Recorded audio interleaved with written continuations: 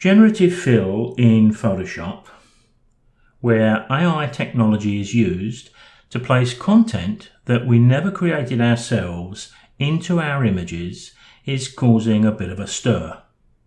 This is generally among amateurs who become involved in club competitions. But it is rather like an athlete taking drugs to beat their fellow competitors. It's not cricket, as they say. But of course, not all amateur photography is competitive. Generative fill is restricted to an area of 1024 by 1024 pixels, as we mentioned in video 40. Now, what I'm going to do here is to use the rectangular marquee tool to mark out a spot on that dock, and we're going to place a person within that selection. The selection needs to be small, and then we go up to the generating fill box. And what I'm typing in here is a person standing on dock. I'm going to speed up the process because this takes a little while. Well, there you can see the person standing there, but of course, as in video 40, we have 3 different versions. And when you look at the other 2, you can see they're even catching that nice gold light, and the lady that's standing in the middle of those 3 seems to work particularly well. Now let's take a look at this image and see what we can introduce.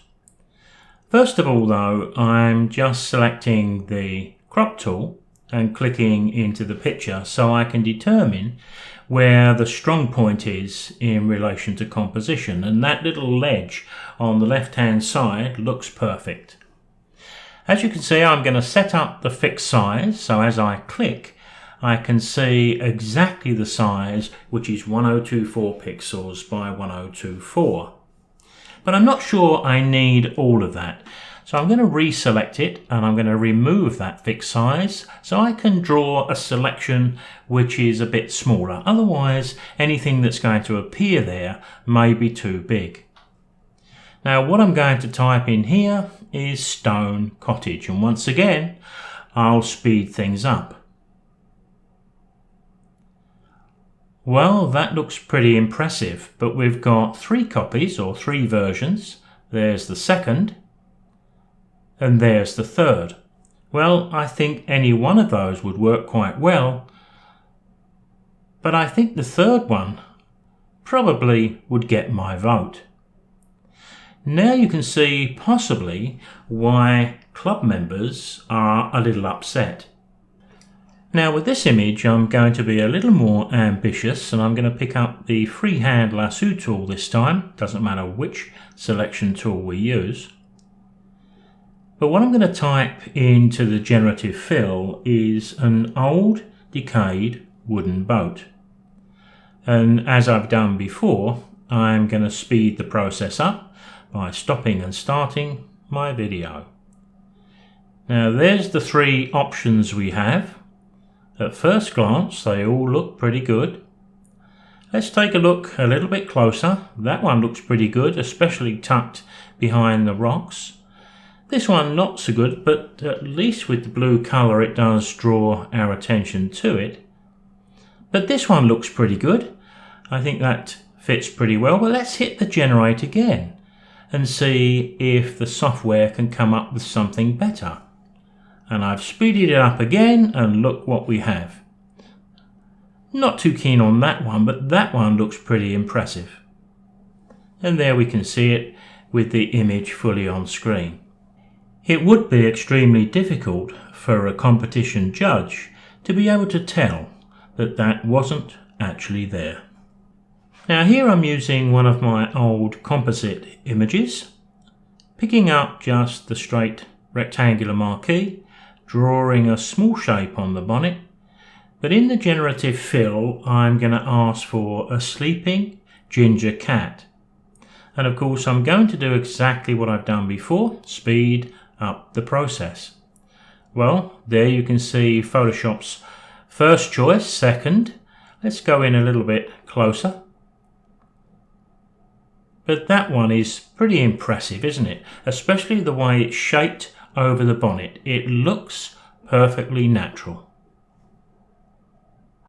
Now with this image I'm going to try and put a 17th century man in front of that door. But I found that people don't often work too well, and I think that's the weakness of what I'm seeing with this generative fill at the moment. But there's the selection, and in the generative fill box that's exactly what I typed, 17th century man, and as before I'm speeding up the process so you don't have to wait for the green bar.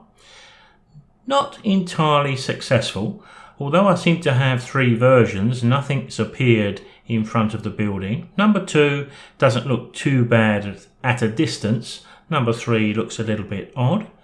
So I think we need to zoom in and take a closer look, but it doesn't look convincing to me. Certainly nowhere as good as the previous examples. So the obvious thing to do here is to maybe regenerate and see if the software can do better the second time. As you can see, sped up for your convenience, and here I don't think it's done much better at all. Not sure what that shape was, but that doesn't look right, and it seems to me something to do with when we asked to see faces. Now the most successful people person generative fill that I've created started with this image. And I asked for a woman in a bathing suit looking away, and I made a selection over that rock on the left hand side. Now as you can see here the result is much better, but we don't have a face in the shot, and I think that may be the key. I think there's still some issues with copyright, and when we see people from the front, unless they're very tiny, their faces are often a little bit odd to look at. AI generative fill is a little bit unpredictable. Picking up my rectangular marquee tool, I'm just going to select the fixed size for a moment to get a feel for that 1024 pixel square shape. On this occasion I think the selection is a little bit too big, so I could go back and select normal and then just click and drag to create the selection that I'm looking for. Once I've got that and I've moved it into place, I think in the box there I'm going to type 3-masted galleon shipwreck. Now we don't always get what we ask for, and as usual I'm going to speed up the process, and there we can see the first of the selections. Now none of these are 3-masted galleons or shipwrecks, but from a believability point of view that one's pretty good. Let's generate another 3, and there we can see 1, 2 and 3. Neither of them are 3-masted galleon shipwrecks, but this one is completely believable, I would suggest. The colour, the orientation, it just seems to work. Off camera I did try to get my shipwreck closer to what was in my head, but this is about the best I could do. I'm pretty sure though that given a little time and more experience I could get much better results, and of course AI is going to improve. Sometimes when you ask the AI software to generate something for you, you may see this panel appear on screen, which is censorship. Adobe is saying, use our AI generative fill to create great images, as long as we approve of the content. So my idea of putting a rifle under the arm of a kangaroo for a laugh, definitely not allowed.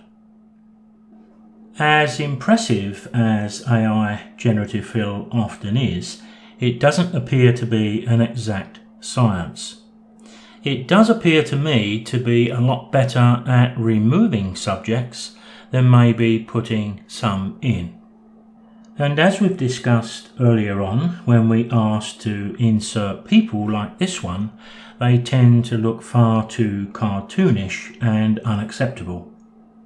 So maybe they're best avoided until the system improves. And finally, don't enter any AI generated fill images where you've inserted anything which you never shot yourself, because it just ain't cricket. I'll see you next time.